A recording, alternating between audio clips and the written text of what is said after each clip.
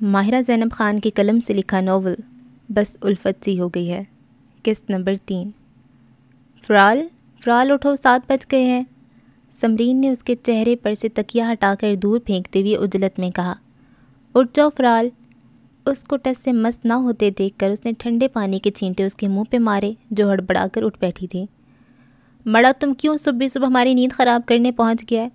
پوری آنکھوں میں شدید ناراضگی لیے وہ اسے دیکھ رہی تھی۔ نیند کو گولی مارو اور فٹافٹ تیار ہو جاؤ، یونیورسٹی سے لیٹ ہو جاؤ گی ورنہ۔ وارڈروب میں سے ہینگ کیا ہوا سوٹ نکالتی ہوئی اس نے جواب دیا۔ ہم کو نہیں جانا یونیورسٹی، اس نے ضدی لہجے میں کہا۔ کیوں نہیں جانا؟ واش روم کی طرف بڑھتے ہوئے وہ حیرت سے پوچھتی دوبارہ اس کے سامنے آئی، جس کی گھنی سیاہ دراز زلفیں چہرے کے آس پاس بکھری اس کے خوابیدہ چہرے کو مزید رونائی بخش رہی تھیں۔ ہم نے بتایا تو تھا، تم بھول گئی کیا؟ سب ہمارا مذاق اڑاتی ہے وہاں، ہم تو اب کبھی بھی نہیں جائے گا۔ دونوں ہاتھ سینے پر باندھے وہ بیڈ کی بیک سے ٹیک لگائے مضبوطی سے بولی۔ تم دوسروں کی فکر کیوں کرتی ہو فرال؟ تم اپنے کام سے کام رکھو، بس ان فضول لوگوں کو اگنور کرو۔ کل سے اسے سمجھا کر سمرین جھنجھلا چکی تھی، لیکن وہ تھی کہ ضدی بچے کی طرح اپنی بات پہ اڑی ہوئی تھی۔ اور نہیں تو کیا، ایسے لوگوں کو اگنور ہی کرنا چاہیے، لیکن غصہ زیادہ آئے تو سر پھاڑ دینے میں کوئی حرج نہیں ہے، آپ یہ ٹرائی کر کے دیکھ سکتی ہیں۔ کالج جانے کے لیے نک 6 سے تیار روم کے کھلے دروازے سے ٹیک لگائے وہ سیب دانتوں سے کترتی ہوئی اس کو مشورہ دے رہا تھا۔ خاموش ہو جاؤ سنی، اس سے غلط باتیں سکھانے کی بالکل بھی کوشش مت کرنا۔ اپنے چھوٹے بھائی کو سرزنش کرتی ہوئی وہ اس کی طرف متوجہ ہوئی جو بدستور ویسی بیٹھی تھی۔ سر پھاڑنے پر اگر پولیس ہم کو پکڑ لے گئی تو؟ سمرین کو نظر انداز کر کے افرال نے تذبذب کے عالم میں اس سے پوچھا۔ میں ہوں نا، میں ضمانت کروا لاؤں گا آپ کی، سینے پہ ہاتھ رکھے اس نے یقین دلایا۔ لیکن ہم سر پھاڑے گا کیسے؟ اس نے نیا مسئلہ اٹھایا۔ پاگل ہو گئی ہو افرال، تم پھاڑ کر دکھاؤ کسی کا سر، پھر دیکھتی ہوں میں تمہیں، سمرین نے اسے گھورتے ہوئے کہا۔ مڑا پھر ہم کیا کریں؟ ہم کو رونا آتا ہے جب یہ بدتمیز لوگ ہمارا مذاق اڑاتی ہے۔ رونا تو بزدلوں کا کام ہے، آپ ہمت سے ان کو فیس کیا کریں، اگر 2 باتیں سناتے ہیں تو آپ 4 سنائیں۔ مطلب ہم بھی ان کا مذاق اڑائے؟ اس نے معصومیت سے سنی سے پوچھا۔ آپ کو مذاق اڑانا آتا ہے؟ سنی نے مصنوعی حیرت سے پوچھا۔ وہی تو سارا مسئلہ ہے مڑا، ہم کو مذاق اڑانا نہیں آتی۔ وہ روحانسی ہو گئی، بے بسی سے اسے دیکھتے ہوئے وہ سر جھٹکتے ہوئے اٹھ کھڑی ہوئی۔ 15 منٹ کے اندر اندر اس کو یوں نہیں جانے کے لیے مناؤ سنی، اور خبردار جو کچھ الٹی سیدھی پٹیاں پڑھائی تو۔ اسے حکم دیتے ہوئے اس نے ساتھ ہی تنبیہ بھی کر دی تھی۔ آپ فکر نہ کریں ڈاکٹر صاحبہ، آپ جب تک فریش ہو کر آئیں گی یہ تیار ملیں گی۔ سنی کی یقین دلانے پر وہ کپڑے لیا واش روم میں گھس گئی تھی۔ ہم کو یوں نہیں جانا، اس نے سنی کو دیکھتے ہوئے کہا، انداز ایسا تھا جیسے ابھی رو دے گی۔ دیکھیں یوں نہیں تو آپ کو جانا پڑے گا، ورنہ پشاور سے اتنی دور کراچی آنے کا آپ کو کوئی فائدہ نہیں ہوگا۔ لیکن سنی بھائی، تم نہیں جانتی ان بدمعاشوں کو، وہ بہت ہنستی ہے ہم پر۔ وہ کیوں ہنستے ہیں ہم پر؟ کیونکہ ہم کو اردو بولنا نہیں آتی۔ وہ لوگ تو کہہ رہی تھی کہ ہم نے اردو کے ماں باپ کو قتل کر دیا ہے۔ اللہ کی قسم سنی بھائی، ہم تو اس کے ماں باپ بہن بھائی کو جانتا بھی نہیں۔ اس کا انداز اتنا معصوم سا تھا کہ وہ بمشکل ہی اپنی امڑتی مسکراہٹ کو روک پایا تھا۔ آپ کو اردو سکھانے کا انتظام بھی ہو ہی جائے گا، فی الحال تو آپ یونی کی تیاری کریں شاباش۔ اگر نہیں جائیں گی تو ان کو لگے گا آپ ڈر گئی ہیں، جبکہ آپ تو کافی بریو ہیں نا، بے خوفی سے ان کا مقابلہ کریں، وہ کچھ نہیں کہیں گے آپ کو۔ متوازن انداز میں بولتے سنی کی باتیں سن کر اس کے دل کو کچھ ڈھارس ملی تھی۔ اور پھر صوبیہ بھی تو وہیں ہے، وہ آپ کے ساتھ ہی ہوں گی۔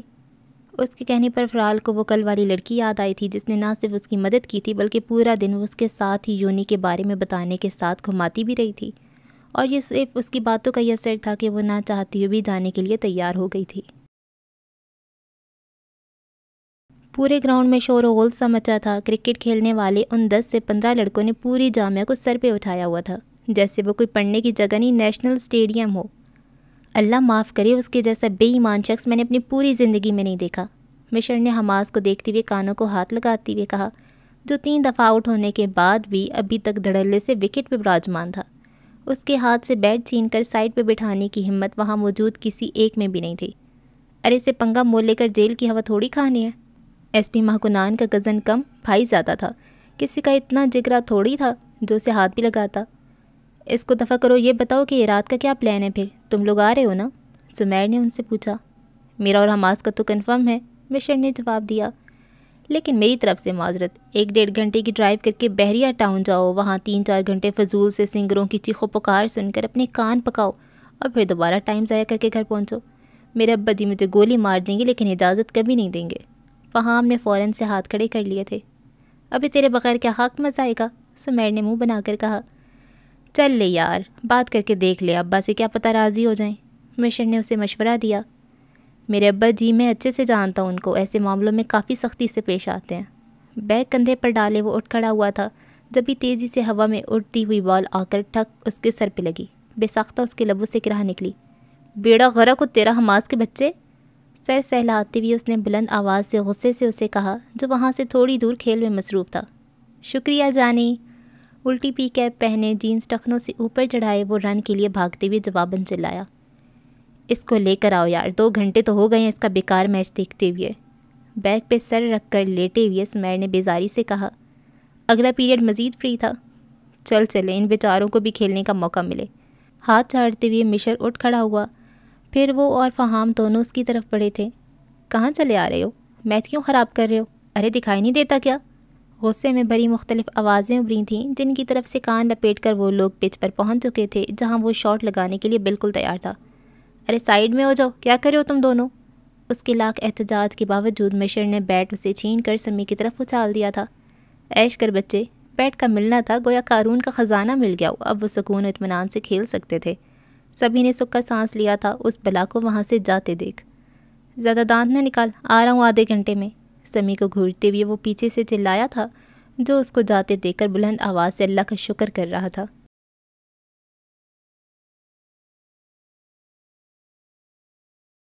اپنی کتابیں لیے وہ لاؤنج میں ہی انیزہ اور زرمین کے ساتھ بیٹھی تھی جب غیر ارادہ سی نظر اس پر پڑی۔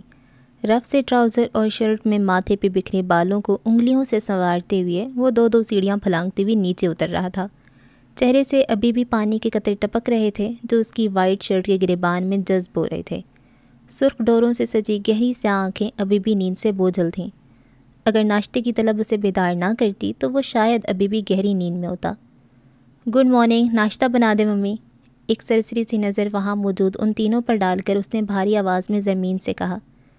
دوپہر کے 3:30 بجے مارننگ وش اور ناشتہ، دونوں بھائی ایک جیسے ہیں۔ نخوت سے سر جھٹکتے ہوئے وہ اپنی کتاب کی طرف متوجہ ہو چکی تھی، لیکن اگلی لمحے چونک پڑی۔ وہ 3 سیٹر صوفے پر دونوں پیر اوپر کیے آرام دہ انداز میں اپنی کتابیں بکھرائے بیٹھی تھی۔ جب وہ اس کی پہلی کتابوں کو اٹھا کر سائڈ پہ کرتے ہوئے اسے چند ہاتھ کے فاصلے پر ٹانگ رکھ کر بیٹھ گیا، امائزہ تو نامحسوس انداز میں فوراً پیچھے کو کھسک گئی۔ دانت پیستے ہوئے تیز نظروں سے بھی اسے نوازا جو پرسکون سا اپنی فون پہ مصروف ہو چکا تھا۔ میں شاداں سے بنوا دیتی ہوں۔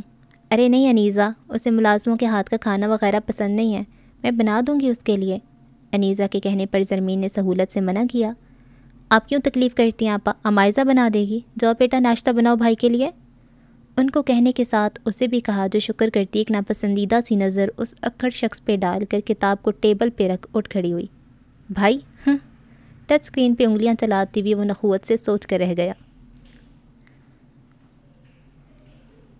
لگتا ہے آج وہ باجی پٹھانی نہیں آئی، فہام نے ان کو دیکھتے ہوئے کہا۔ جو حرکت تم لوگوں نے کی تھی اس کے بعد تو اس کا آنا بنتا ہی نہیں تھا، سمیر نے ناپسندیدگی سے کہا۔ ابھی تجھے کیوں اتنا درد اٹھ رہا ہے، تیری پھپھی کی بیٹی لگتی ہے کیا؟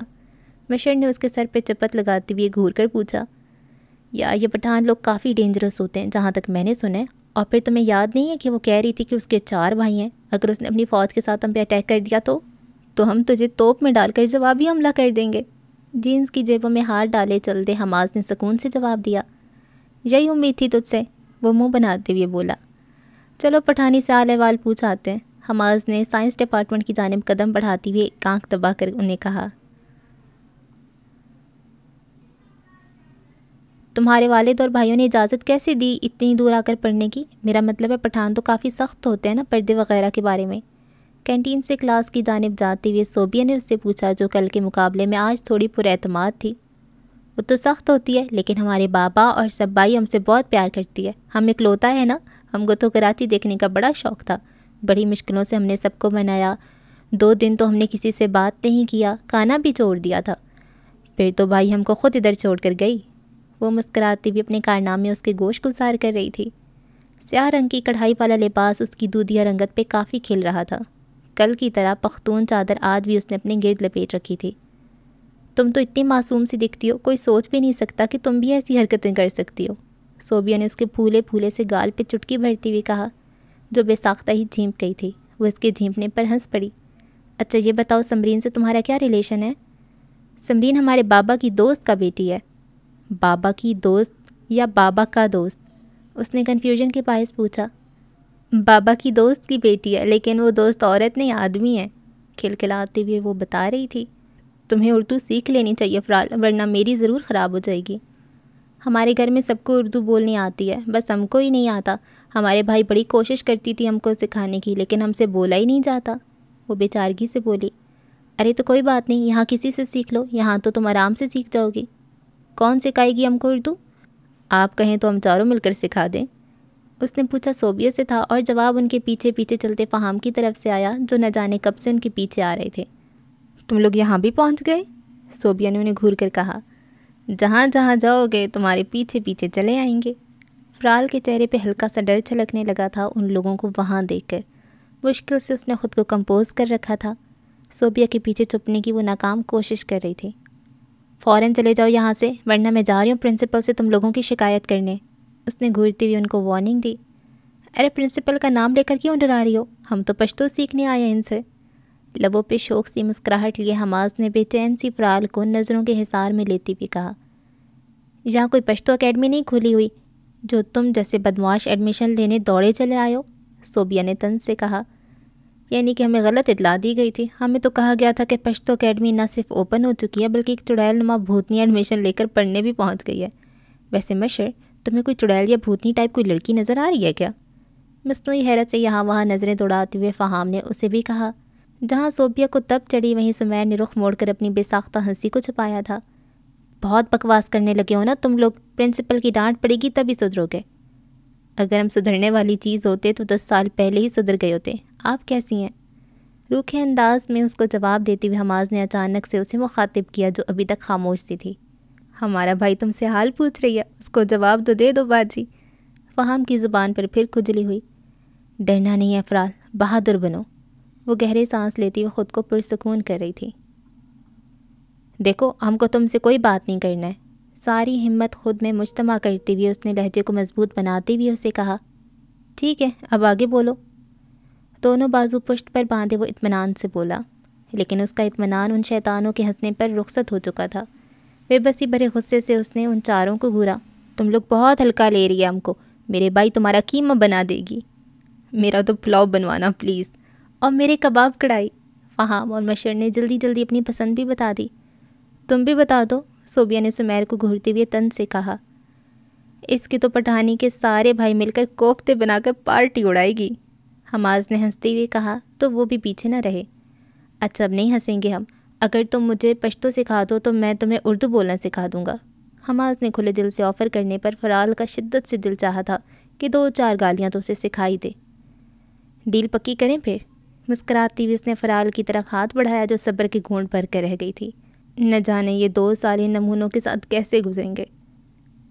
تم ہمارا جان چھوڑنے کے لیے کیا لے گی حماس؟ اس نے بے بسی سے پوچھا۔ پشتو کی کلاس، حماس کی جگہ جواب مشر کی طرف سے آیا تھا۔ اور اگر کلاس گالیاں سکھانے سے سٹارٹ ہو تو کیا ہی بات ہے، فہام نے سر دھنا۔ او خانہ خراب، خبیث کا بچی تم ایک لڑکی سے پشتو سیکھے گی اب، حماس نے ان دونوں کو مصنوعی گھورتے ہوئے کہا۔ قسم لے لو باجی، ہم تو ادھر تیری بات کرنے آئی ہیں۔ اے باجی پٹھانی دے دو نا ہمارے بھائی کو پشتو کی کلاس۔ مشر نے حماس کو جواب دینے کے بعد فرال کو منت بھرے انداز میں کہا۔ ہم تم کو کلاس نہیں گولی دے گا، وہ بھی تمہاری دماغ میں، اس نے جلے بھنے لہجے میں کہا تو اس کے کہہ کے پورے سائنس ڈپارٹمنٹ میں گونجنے لگے۔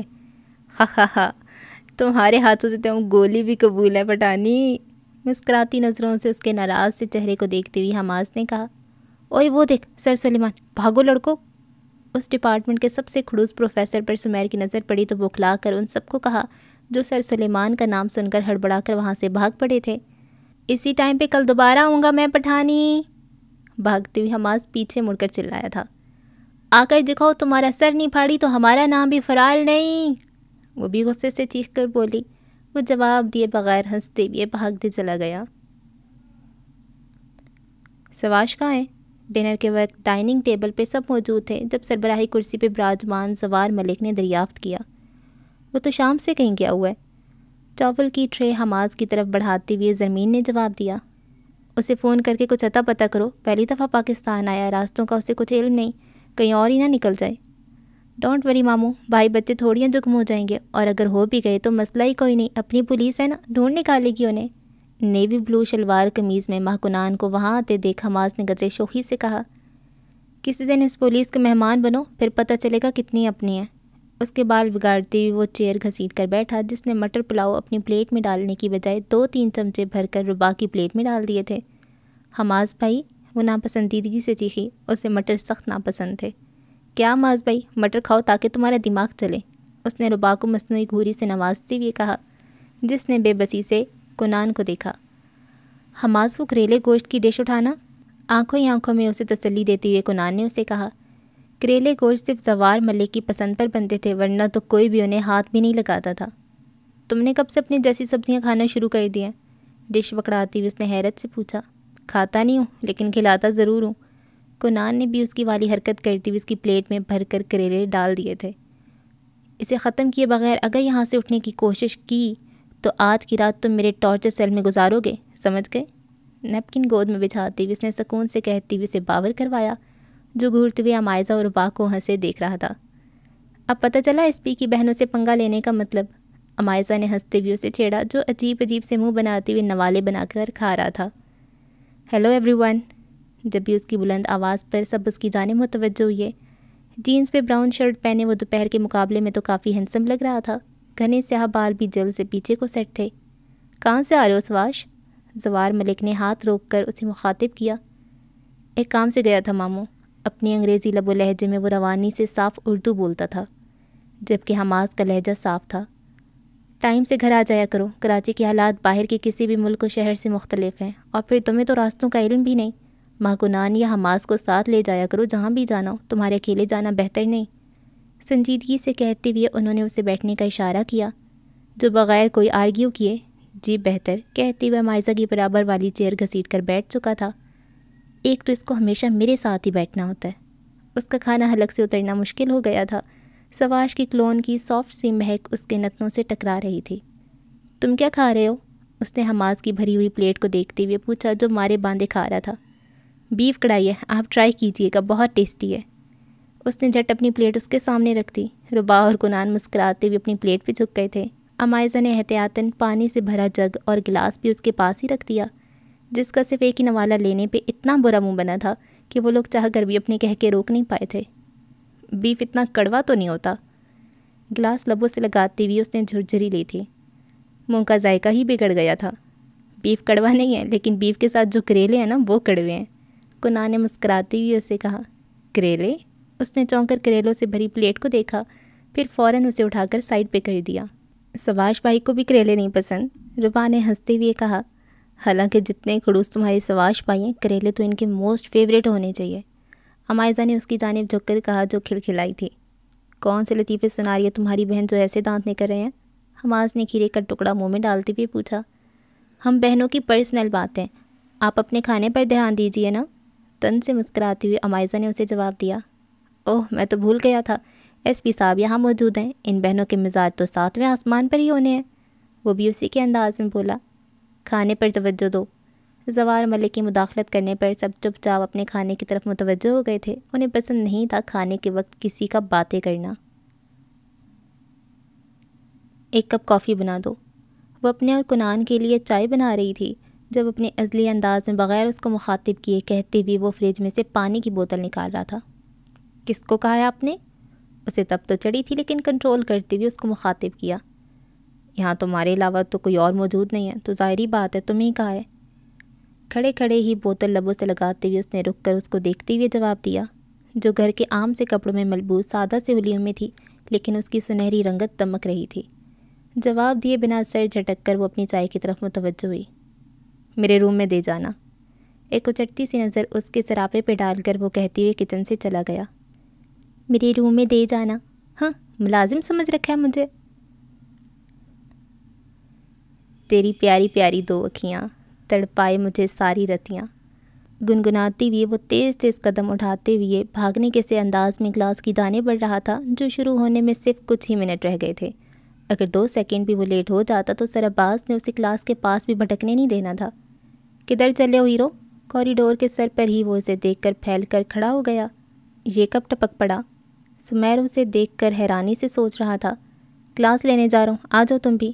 خلاف معمول اس نے آرام سے جواب دیتے ہوئے خوش دلی سے اسے آفر بھی کر ڈالی۔ جواباً وہ اپنے ساتھی کو سندھی میں کچھ کہتے ہوئے ہنس پڑا تھا۔ مجھے دیر ہو رہی ہے، بعد میں ملتے ہیں، کلائی پہ بندی گھڑی پہ سرسری سی نگاہ ڈالتے ہوئے کہتے ہوئے وہ آگے بڑھنے لگا تھا جب وسامہ نے کندھے سے لٹکے اس کے بیگ کو پکڑ کر کھینچتے ہوئے دوبارہ اپنے سامنے کیا۔ اتنی بھی کیا جلدی ہے؟ اتنے دنوں بعد آیا ہوں، صحیح سے مل تو لو۔ اس کی حرکت پہ جھٹکے سے سمیر نے اس کی گرفت سے اپنا بیگ چھڑاتے ہوئے ایک چبھتی ہوئی نظر اس پر ڈالی۔ میں تم سے الجھنا نہیں چاہتا وسامہ، بہتر ہوگا اپنا کام کرو۔ وہ روکھے انداز میں اسے وارن کر رہا تھا۔ اتنی اکڑ کیوں دکھا رہا ہے؟ وسامہ نے اسے گریبان سے پکڑتے ہوئے تیز لہجے میں پوچھا۔ بی پیشنٹ، غصہ نہیں کرنا سمیر، غصہ نہیں کرنا۔ گہری سانس لیتے ہوئے وہ خود کو پرسکون کر رہا تھا۔ وسامہ تو چاہتا ہی اسے غصہ دلانا تھا، اسے بلا وجہ ہی ہر کسی سے الجھ پڑنے کی عادت تھی، ان لوگوں سے تو وہ کچھ زیادہ ہی کرتا تھا۔ کلاس کا ٹائم تو نکل ہی چکا تھا، اب باقی کا وقت اس سندھی وڈیرے کی فضول بکواس سنتے ہی گزرنا تھا۔ وسامہ بھائی، مجھے کلاس میں جانے ورنہ سر عباس سے ڈانٹ پڑے گی مجھے۔ اس کا گریبان وسامہ کی ہاتھ میں تھا، پھر بھی اس نے مصلحت سے کام لیتے ہوئے اسے کہا، ابھی کیا بچوں کی طرح ڈرتا ہے؟ وہ کہتے ہوئے پھر ہنسنے لگا۔ اس کی ہنسی کو بریک فہام کے گھونسے نے لگائی تھی جو اس کی ناک پر لگا تھا۔ سمیر تو دنگ رہ گیا تھا، اسے پتہ بھی نہیں تھا کب اس کے پیچھے سے آ کر اس نے وسامہ پہ حملہ کر دیا۔ واپس آئی ہوئی ہے تجھے 2 منٹ ہوئے نہیں اور شروع کر دی تو نے اپنی بدمعاشیاں۔ فہام اسے تیز نظروں سے گھورتے ہوئے کہہ رہا تھا جو ہاتھ کی پشت سے ناک سے نکلتے ہوئے خون کو صاف کر رہا تھا۔ تیری اتنی ہمت؟ خطرناک تیوروں سے وہ فہام کو مارنے بڑا تھا جب سمیر جلدی سے بیچ میں آیا۔ غلطی سے مار دیا، جانے دو نا وسامہ بھائی۔ اس کا غصہ کم کرنے کو وہ منت بھرے لہجے میں بولا، لیکن فہام نے بازو سے پکڑ کے اسے بیچ میں سے ہٹایا۔ تو سائیڈ میں ہو جا، تیرے جیسے بدمعاشیوں پہ اتر آئے تو ہم جیسوں کو ہمت کرنا ہی پڑتی ہے۔ پھر وسامہ نے اسے مارنے کو ہاتھ اٹھایا تھا جب فہام نے فضا میں ہی اس کا ہاتھ پکڑ کر یکے بعد دیگرے 2-3 مکے اس کے جبڑے پہ مارے۔ بس کر دے، کس کا غصہ اتارا ہے اس پر؟ سمیر گھبراہٹ سے بولا۔ وسامہ کے چہرے پر ناک اور پھٹے ہوئے ہونٹ سے بہتے خون کو دیکھ کر وہ زبردستی اسے وہاں سے لے کر نکلا، ورنہ تو اس نے جان سینا کے سارے داؤ پیچ اس پہ آزما لینے تھے۔ تم دونوں نے کلاس کیوں نہیں لی؟ 1.5 گھنٹے بعد حماس اور مشر نے کینٹین میں اپنی مخصوص ٹیبل سنبھالتے ہوئے ان دونوں سے پوچھا۔ جواباً سمیر نے ساری کہانی ان کے گوشے گزار کر دی تھی۔ ابھی تیرے دماغ خراب ہو گیا جو فضول میں جا کر اعلان جنگ کا طبل بجا کر آیا ہے؟ حماس نے اسے گھورتے ہوئے کہا جو ٹانگ پر ٹانگ رکھے بے نیاز سا بیٹھا تھا۔ تو کیا کرتا؟ مجھے لگا کہ وہ خبیث سمیر کو مار رہا ہے، میں تو بس اسے بچانے گیا تھا۔ اس بندر کو بچانے کے چکر میں تو نے ہم سب کو کھائی میں دھکا دے مارے بغیرت آدمی، اب الٹے دماغ کا وہ وڈیرا اپنا بدلہ لیے بغیر تو پانی حلق سے نہیں اتارے گا۔ پنگے تو کرتا ہے اور بھگتنا ہم کو پڑتا ہے۔ حماس کے بعد مشر نے بھی اسے گھور کر کہا، ارے دفع کرو اسے۔ ہاتھ چٹکتی ہوئی اس نے بیزاری سے کہا، میرا دل تو تجھے دفع کرنے کو چاہ رہا ہے، بیٹھے تھے سکون سے، لیکن نہیں، تیرے اندر کی کیڑوں کو سکون برداشت کہاں ہوتا ہے۔ سمیر بھی سر جھٹکتے ہوئے اٹھ کھڑا ہوا۔ طبیعت پہ گرا نہ گزرے تو میرے ساتھ کاؤنٹر تک چلنے آ لی جا، میرے 10-12 ہاتھ نہیں ہیں، تم لوگوں کا شاہی کھانا میں اکیلے نہیں اٹھا کر لا سکتا۔ اس نے تن سے مشر کو کہا تو وہ اسے گھورتے ہوئے اس کے ساتھ ہی آگے بڑھا۔ انگلیوں سے کاؤنٹر بجا کر گنگناتے ہوئے وہ آرڈر آنے تک ٹائم پاس کر رہا تھا جب یہ غیر ارادہ سی نظر کینٹین میں داخل ہوتے اس طوفان پر پڑی جس نے سیاہ رنگ کی شیشوں والی سندھی فراک پر اجرک شال کندھوں کے گرد شال کی طرح ڈالی ہوئی تھی۔ اس کے گھنے بال اونچی پونی میں جکڑے ہوئے تھے، کمر پہ بکھرے ہوئے تھے۔ مارے گئے، نکل لے مشر۔ سمیر کی بکھلائی ہوئی آواز پر پلیٹیں اٹھاتے ہوئے اس نے سمیر کی نظروں کے تعاقب میں دیکھا تو خطرے کی گھنٹی زور و شور سے سر پہ بجتی سنائی دی۔ بے ساختہ اس نے ان دونوں کو دیکھا جو سکون و بے نیازی سے اپنے اپنے فون پہ مصروف تھے۔ اس کی طرف سے دونوں ہی پیٹھ کیے بیٹھے تھے، ان کو پتہ بھی نہیں تھا ان کے ساتھ کیا ہونے والا ہے۔ ان کو خبردار کرنے کی بجائے انہوں نے وہاں سے کھسک جانا ہی مناسب سمجھا۔ میں کہہ رہا تھا کہ شام کو، موبائل سے نظریں ہٹا کر وہ حماس کو کچھ کہنے ہی لگا تھا جب کسی کی ٹیبل پر سے جوس کا گلاس اٹھا کر اس تک پہنچتے ہوئے اس نے پورا فہام کے سر پہ انڈیل دیا تھا۔ وہ سکتے میں آ گیا تھا کہ یہ ہوا کیا ہے اس کے ساتھ۔ What the hell is this؟ Orange juice اس کی فیروزی شرٹ کو داغدار کر گیا تھا۔ وہ غصے میں بپھرا اس شخص کی طرف مڑا جس نے اتنی غیر اخلاقی حرکت کی تھی، لیکن جب نظر شعلہ جوالا بنی اس پر پڑی تو سارا غصہ جھاگ کی طرح بیٹھ گیا۔ ہمت بھی کیسی ہوئی تمہاری میری ادا کو ہاتھ لگانے کی؟ آنکھوں میں آگ کی لپٹیں لیے وہ اسے گھور رہی تھی۔ زیادہ غصہ دکھانے کی ضرورت نہیں ہے، سٹارٹ تمہارے پاگل ادا نہیں کیا تھا، روکھے انداز میں کہتے ہوئے فہام نے اسے آگ ہی لگا گیا تھا۔ اوہ اچھا، سٹارٹ میرے بھائی نے کیا تھا تو اینڈ اس کی بہن کر دے گی؟ چبا کر کہتے ہوئے اس نے ٹیبل پر موجود اسٹوڈنٹ کے سامنے رکھے برگر کی پلیٹ میں سے اٹھا کر اس کے منہ پہ دے مارا۔ اے منہ سے بات کرو نا، ایسے حملے کیوں کر رہی ہو؟ رومال سے چہرہ صاف کرتے ہوئے فہام نے اسے گھورا۔ تمہاری اتنی اوقات نہیں ہے کہ تم سے بات کی جائے، وہ طنز و حقارت سے سندھی میں بولی تھی جو اس کے بالکل بھی پلے نہیں پڑی۔ کیا کہا تم نے مجھے؟ وہ نہ سمجھیو غصے سے پوچھنے لگا۔ برو یہ کہہ رہی ہے تیری شکل کارٹون جیسی اور تو بالکل چھوٹا بھیم لگتا ہے۔ 10-12 قدم ان سے دور کھڑے حماس نے چلا کے اسے کہا۔ اتنی دور بھی وہ اپنے بچاؤ کے لیے ہی کھڑا تھا کہ یہاں اس وڈیرنے کا روئے سخن اس کی طرف مڑے اور وہ وہاں سے دوڑ لگا دے۔ تم نے مجھے کارٹون کہا؟ وہ غصے سے ماروی کو دیکھ کر بولا۔ یہ سوچے سمجھے بغیر کہ حماس کو تو سندھی آتی نہیں تھی۔ ماہرہ زینب خان کے قلم سے لکھا ناول بس الفت سی ہو گئی ہے کہ قسط نمبر 3 کا اختتام ہوا۔ آپ سے اگلی قسط میں ملاقات ہوگی، تب تک کے لیے اللہ حافظ۔